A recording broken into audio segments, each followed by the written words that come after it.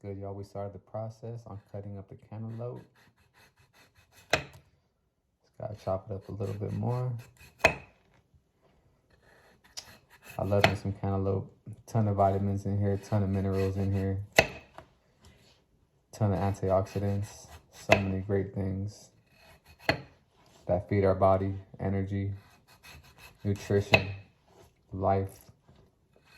Just so delicious, and including water. So if you don't drink a lot of water, you could eat fruit, and the fruit is mainly water, so you can get the water in that way if you don't like drinking actual water. It's more of a concentrated water also, so it's a lot more beneficial, I would say.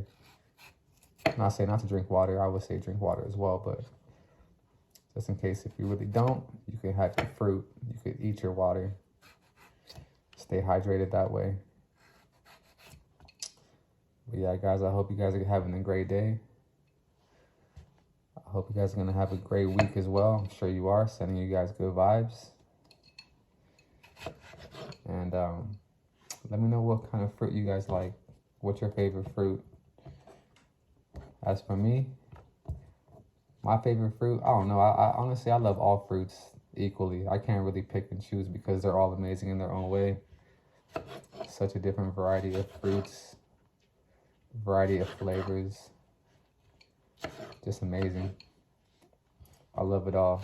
As long as it's not hybrid, meaning as long as it's not man-made, you know, we're all good. I like nature-made fruits. I also like seeded fruits. When it's seedless, it's kind of scary, right? Because nature produces seeds.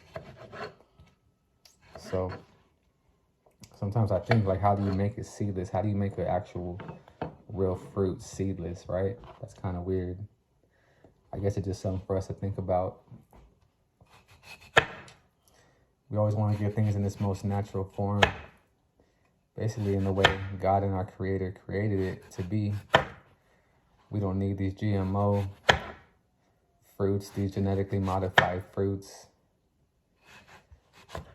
Because that could also scare people if they're allergic to it. They start to think that they're allergic to all fruits, right? Or to that fruit. But it's not actually the fruit. It could be how it's genetically modified. You know, that could be a big part of it. And also maybe some pesticides that they're putting on it. Just, I mean, there's a lot that goes into it that it may not actually be the fruit that we're allergic to. So we don't have to, you know, be afraid of eating that fruit. We just got to get it from a natural source or it's grown organically, pesticide free. And I'm sure it could be beneficial. And people that think they were allergic to it, they'll be able to eat it if it's from a natural source without all the crap that some of these farmers are putting on it. Speaking of farmers, that's why I personally like to go to farmers markets. Because farmers markets actually, for the most part, as long as you know that they're getting it from actual farms, most farmers at farmers markets, they do have their farms and they do grow their fruits pesticide free, organically. That's where I mainly get my fruits, from some trustworthy suppliers. I do work at farmers markets as well, so it's pretty easy for me to get the fruits.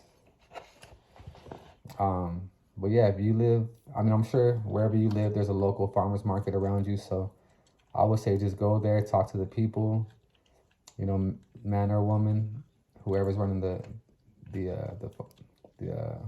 stand, or whoever runs the farm, and you could just talk to them and try to get more insight and more information to make sure that they are growing it pesticide free, they're growing it organically. Because it's important, you know. For me, I just don't buy my fruit from anywhere. I can't, man. I mean, this stuff is going into my body, so I got to make sure, or do my best to make sure that I'm not putting any pesticides in my body or anything like that.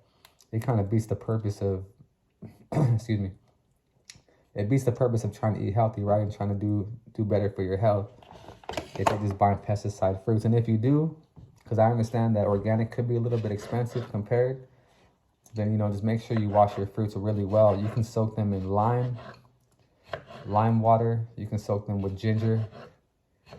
Cut some ginger up, or if you have some ginger tea, throw it in some water, let it steep. Once it's done steeping, you can add your fruit in there. for a good 30 minutes, even 20 minutes, and let it soak in the ginger, and that will help to cleanse out the pesticides. You can also use that white vinegar, I believe, as well. I personally just use lime or just use ginger. But also, even when I buy my fruit organically, I still wash it. You know, so just to be sure. I think it's always better to be safe than sorry, right? But yeah, guys, just some tips on some fruit, getting clean fruit, where you could find it. You can also find it at Sprouts Farmers Market if you have one around you, or Whole Foods. You know, they usually have some fresh fruit there. But yeah, I would always recommend to try to find seeded fruits, because seeded, remember, that's how nature produces. That's how God produces the fruits. And I think that would always be best. But then again, you don't gotta take my advice. I'm just sharing what works for me. It's not medical advice, nothing like that. It's just, I've been looking into this stuff for about 9 years now, so I know quite a bit. But like I said, it's just what helps me. So I hope it helps you guys. All right, guys, have a great rest of your day. Take care.